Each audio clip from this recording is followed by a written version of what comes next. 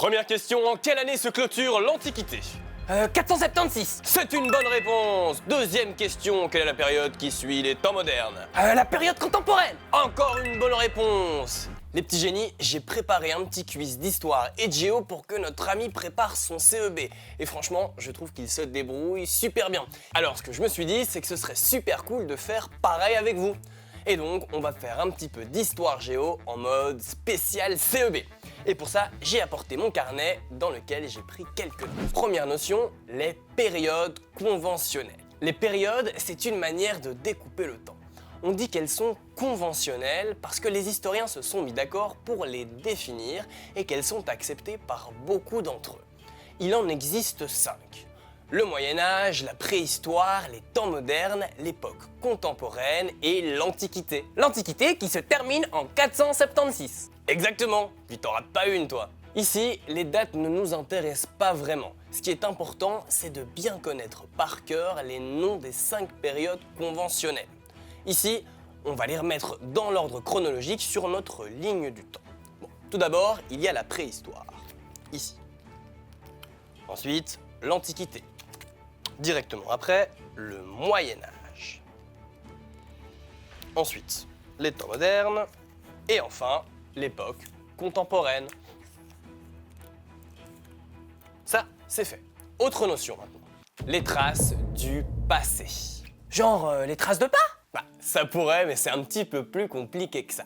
En fait, les traces du passé, c'est un document ou un objet original. Ce n'est pas une copie qui a été faite de nos jours. Ça peut être plein de choses. Une sculpture, un document écrit, une photographie, un bas-relief ou encore une peinture. Bon, maintenant, autre notion clé pour le CEB. Ce sont les siècles et les lignes du temps. Un siècle, c'est une durée de 100 ans. 100 ans, ouais, mais c'est hyper méga giga long. Et oui, mais l'histoire aussi, elle est longue. Alors, pour représenter les siècles, ces périodes de 100 ans, on utilise une ligne du temps. Regardez, ici, sur cette ligne du temps, les siècles sont écrits en chiffres romains. Salvete, magister. Je suis romain. Voici mon numéro de téléphone. N'importe quoi, il n'y avait même pas de téléphone à l'époque des Romains, c'était il y a bien longtemps. Ah, genre à l'année 0. Ah, ben ça tombe bien que tu dises ça. En fait, les gens ont tendance à l'oublier, mais le premier siècle commence en l'an 1 et se termine en l'an 100, et ainsi de suite. Ah, mais donc si je comprends bien, notre siècle, il a commencé en 2001 et il terminera en 2100. C'est ça, t'as compris la logique. Bon, voilà, je pense qu'on a bien révisé nos notions d'histoire, on peut s'attaquer à la géographie. Et on va commencer avec les paysages. Waouh, moi j'adore les beaux paysages. Souvent je les prends en photo et je les mets sur Instagram. Un jour je serai une star. Oui, avant de vouloir être une star, il serait peut-être bien de réussir ton CEB.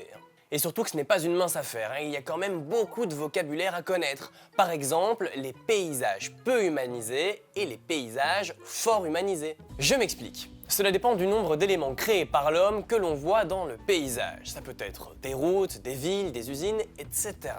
Et plus il y en a, plus le paysage est fort humanisé. Regardez, ici j'ai un exemple de paysage très humanisé.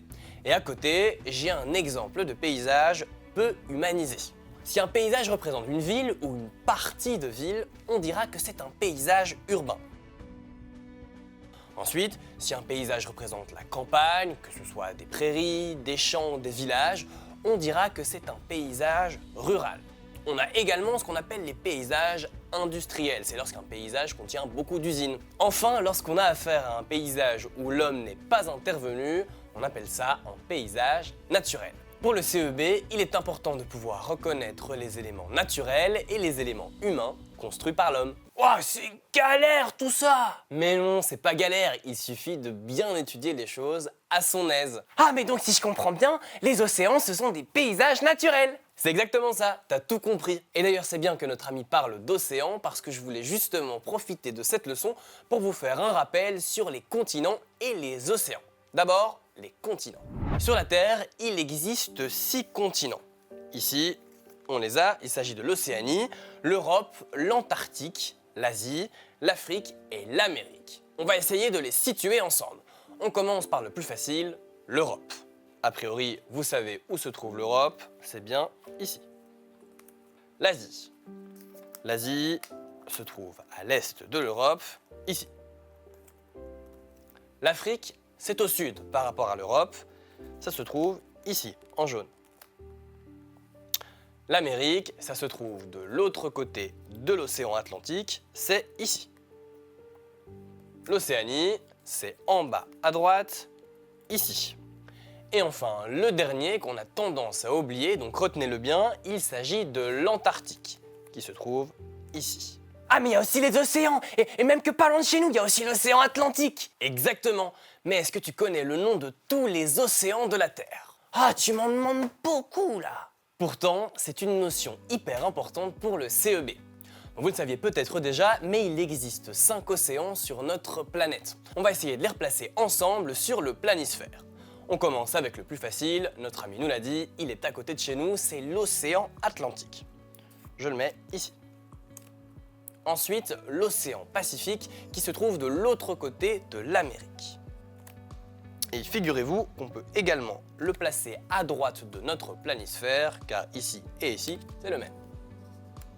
En dessous de l'Asie, on retrouve l'océan Indien. Je le place sur ma carte. Tout au nord, on retrouve l'océan Arctique. Et enfin, au sud, on retrouve l'océan Antarctique. Ah, on peut carrément dire qu'on a des connaissances internationales. Ah ça c'est sûr, on ne fait pas n'importe quoi dans Viens je t'explique. Allez, toute dernière notion avant de terminer, les directions cardinales. Ah, mais le cardinal, tu veux parler de l'oiseau passereau d'Amérique au plumage rouge foncé. Coucou Caro, c'est moi le petit cardinal. Mais comment tu connais ça, toi? Bon, effectivement, le cardinal, c'est un oiseau, mais ça n'a rien à voir avec la géographie. Moi, je vous parle bien des directions cardinales.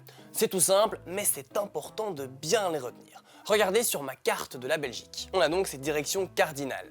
Par convention, au-dessus, c'est le nord. Au-dessous, c'est le sud. À droite, c'est l'est et à gauche, c'est l'ouest. Et surtout, que ce soit pour le CEB ou dans la vie de tous les jours, vous devez être capable de vous débrouiller sans votre téléphone portable. Et surtout qu'avec tout ce qu'on a vu dans cette leçon, vous êtes calés.